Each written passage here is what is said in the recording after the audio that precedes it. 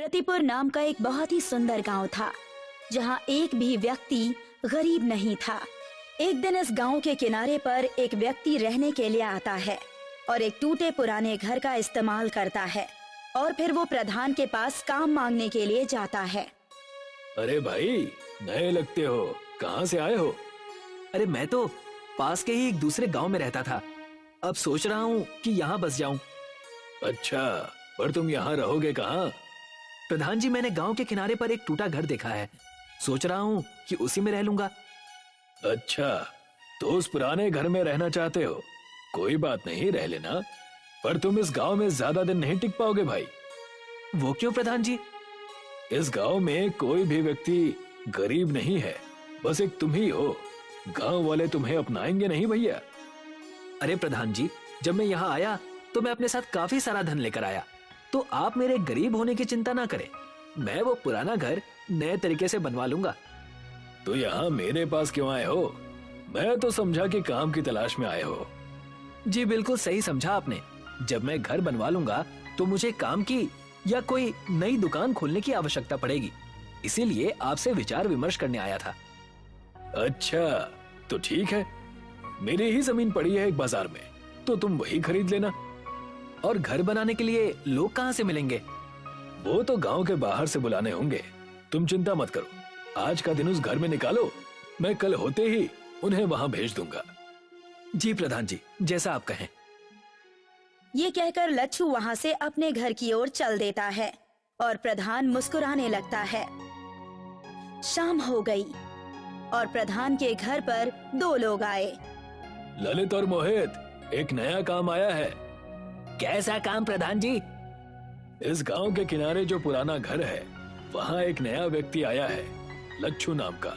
कहते हैं धन पर्याप्त है, एक नई दुकान खोलना चाहता है और साथ में एक घर भी बनवाना चाहता है। तो आप क्या चाहते हैं, अब हम घर बनाए? मोहित, पूरी बात सुनो। उन्होंने कहा कि बहुत धन लाया है उसने। क्यों प्रधान जी? सही समझा है तुमने। ओह, तो ऐसी बात है, तब तो हम उसका घर बनाने के लिए कल ही चले जाएंगे और शाम तक काम पूरा कर देंगे। ठीक है, अब काम पर लग जाओ तुम दोनों। अगले दिन ललित और मोहित लच्छू के घर के सामने खड़े थे। अरे भैया लच्छू, यही रहते हैं क्या? प्रधान जी ने बताया था कि यही पता है, पर पता नहीं आप कहाँ हैं। तभी दरवाजा खुलता है और लच्छू बाहर आता है। हाँ जी भैया, मैं ही लच्छू हूँ और यही घर मैंने खरीदा था। आप बस इसे सही से बना दीजिए। चिंता न करिए, साफ कर देंगे पूरा। और ये बंजर घर लगने लगेगा चकाचक। ठीक है भैया, और पैसे की चिंता मत करिएगा, मैं सारा पैसा काम होते ही दे दूंगा। ललित और मोहित घर के अंदर घुसते ही वो देखते हैं कि वहाँ बस एक संदूक रखा है और एक कपड़ों का थैला। ठीक है भैया, तब हम काम शुरू कर देते हैं।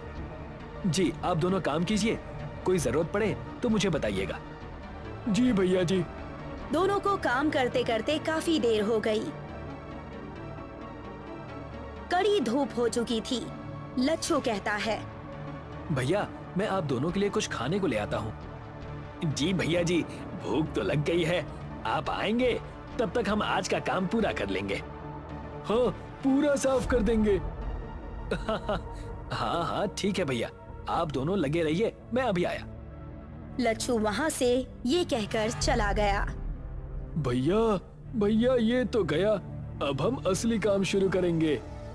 काम तो आते ही हो गया था मोहित। वो कैसे भैया? वो देखो, बस एक संदूक रखा है और एक बक्सा जिसमें कपड़े दिख रहे हैं, और कोई भी सामान इस आदमी ने नहीं रखा है। अच्छा, तो वो खजाना जरूर उस संदूक में ही होगा। आप तो बड़े होशियार हो भैया। चल मोहित, साफ कर देते हैं। दोनों भाई मिलकर उस संदूक को खोलते हैं। उन्हें सोने चांदी के सिक्के मिलते हैं। दोनों पूरा संदूक उठाकर वहाँ से भाग जाते हैं। अरे भैया ललित, मोहित, कहाँ गए आप दोनों? मैं खाना ले आया। लच्छू चारों ओर सिर घुमाकर देखता है, पर उसे कहीं कोई नहीं दिखता। फिर वो देखता है कि उसका संदूक गायब हो चुका है। ये देखकर रोने लगता है। अरे लुट गया, मैं बर्बाद हो गया, मेरी पूरी जिंदगी की मेहनत चली गई, अब मैं क्या करूंगा। लच्छू प्रधान के घर चला जाता है। प्रधान जी, प्रधान जी। क्या हो गया भैया, तुम रो क्यों रहे हो? सब लुट गया, मैं लुट गया। थोड़ा शांत हो जाओ और मुझे पूरी बात बताओ। आपने आज जो 2 लोगों को बेचा था, उन्होंने मेरा सारा पैसा, मेरी जिंदगी की पूरी कमाई चुरा ली और वहां से भाग गए। ये कैसे हो सकता है? क्या उन दोनों ने सारे पैसे चोरी कर लिए? कितने पैसे थे उस संदूक में? बहुत पैसे थे, मेरी जिंदगी की कमाई थी उसमें। मैं अपनी सारी जमीन और घर बेचकर वो पैसे लेकर आया था कि इस गांव में आकर एक नई जिंदगी शुरू करूंगा। सोने चांदी के कई सिक्के थे उसमें। अच्छा, बड़ी ही दुखद बात हो गई ये तो भैया। रुको, मैं पानी लाता हूँ तुम्हारे लिए। जैसे ही प्रधान उठकर आगे बढ़ता है, उसके थैले से एक सोने का सिक्का गिरता है। लच्छू उसे उठा लेता है और बड़े ध्यान से देखता है। प्रधान जी, ये सिक्का मेरा है, यानी आप भी इस खेल में मिले हुए हैं। मुझे मेरे पैसे वापस कीजिए। अच्छा, तो तुम्हें आखिर पता चल ही गया। कोई बात नहीं, अब जब पता चल ही गया है तो क्या किया जा सकता है। बाहर आओ ललित और मोहित। ललित और मोहित दोनों वहाँ आ जाते हैं। तुम तीनों मिले हुए हो, मैं समझ गया। चुप भी करो भैया, पैसों का इतना मोह अच्छा नहीं है, इसलिए हमने तुमसे वो ले लिए। हाँ भैया लच्छू, उपकार किया है हमने तुम पर, दुनिया के मोह से छुटकारा दिलाकर। बाहर फेंक दो इसे। ललित और मोहित उसे बाहर निकाल देते हैं। चल भाग यहाँ से। दिखाई मत देना प्रधान जी के यहाँ। हाँ। लच्छू रोते हुए जंगल की तरफ जाकर बैठ गया। तभी वहाँ एक भिखारी आता है। क्यों रे भैया, रोता क्यों है? तुम नहीं समझोगे। एक भिखारी को दूसरा भिखारी ना समझे तो वो व्यर्थ है भैया। मैं भिखारी नहीं हूँ, मेरे सारे पैसे इस गांव के प्रधान ने चोरी कर लिए हैं। तो हो गए ना भिखारी तुम भी। हाँ, शायद सही कह रहे हो तुम। अब मैं क्या करूं, मुझे कुछ समझ में नहीं आ रहा है। मुझे कुछ पैसे दे दो तो मैं तुम्हारी मदद कर सकता हूँ। अभी भिखारी कहकर चिढ़ा रहे थे और अब पैसे मांग रहे हो। गजब की माया है। समझता हूँ, पर भूख इतनी लगी है कि क्या करूं। लच्छू अपने जेब से सारे पैसे निकालकर उसे दे देता है। बस ये आखिरी पैसे बचे थे मेरे पास, सारे पैसे दे दिए मुझे और खुद के लिए कुछ क्यों नहीं बचाया। तुम भी तो परेशान हो। मैंने तो आज खाना खा लिया था, तुम भी खाना खा लेना इससे। क्या मांगते हो, मैं भी तुम्हें वो दूंगा। मेरा बोला खाली नहीं जाता, तो सोच समझ के बोलना। शायद तुम झूठ नहीं कह रहे, लेकिन फिर भी फिलहाल मैं इस हालत में नहीं हूँ कि कुछ सोच सकूं और मांग सकूं।